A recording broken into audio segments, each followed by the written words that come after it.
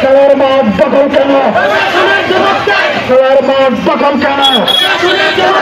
প্রশাসন নীরব কেন? প্রশাসন নীরব কেন? খেলার মাঠ দখল কেন?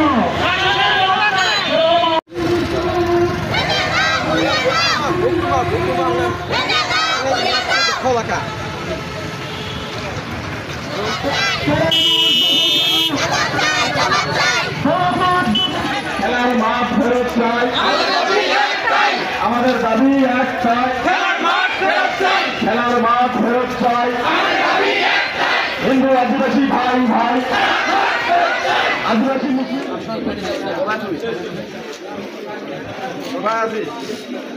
উপজেলা নির্বাহী অফিসার স্যার জনাব কামরুল আহমদ স্যার, তাকে 32 বছর বয়স, 32 বছর পর থেকে আমরা ওইখানে আমাদের নদীর চর গাছ ছিল, চর গাছ পরে আমরা কাটুয়া গাছ আছিল, ওই গাছগুলোকে আমরা উঠাই আমরা খেলার একটি মাঠ সাজাই নেই।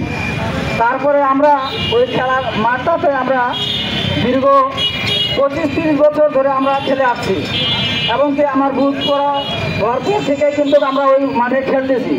সকলকে সালাম, আসসালামু আলাইকুম, আদাব, নমস্কার।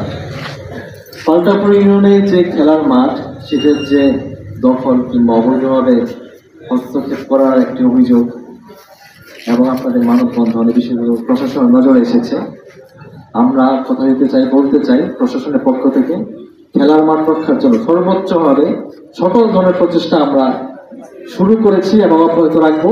এবং যে বা যারা অবৈধভাবে নিয়মের তোয়াক্কা না করে বেআইনিভাবে এই মাঠ দখল কিংবা মাঠ নিজের ব্যক্তিগত কাজে ব্যবহারের চেষ্টা করবে, আমরা তার বিরুদ্ধে ইমিডিয়েট আইনগত অ্যাকশন, তাৎক্ষণিক আইনগত অ্যাকশনে যাব। আপনারা হয়তো জেনে থাকবেন কিংবা দেখবেন অলরেডি সেই জায়গায় যদি সরকারি স্বার্থ থাকে, আমি সিল্যান্ড এবং ভূমি অফিসে বলেছি যে একটি সরকারি সাইনবোর্ড সেখানে স্থাপন করবে এবং তারপরেও কারো কোনো অভিযোগ থাকলে সেটা ভূমি অফিসে দিলে সেটা আমরা আইনগতভাবে দেখবো। কিন্তু আমরা চাই আপনারা এই বিষয়টা নিয়ে আর কোনো ধরনের বিশৃঙ্খলা যাতে না হয় সেই বিষয়ে চেষ্টা থাকবেন। আমরা চাই সুন্দর একটি খেলার পরিবেশ পাল্টাপুর ইউনিয়নে হোক, সর্বোপরি বীরগঞ্জের সকলের খেলার প্রতি কিংবা একটা সুষ্ঠু সাংস্কৃতিক পরিবেশের প্রতি আগ্রহী হোক, সেই শুভকামনা জানিয়ে সকলকে ধন্যবাদ জানাচ্ছি।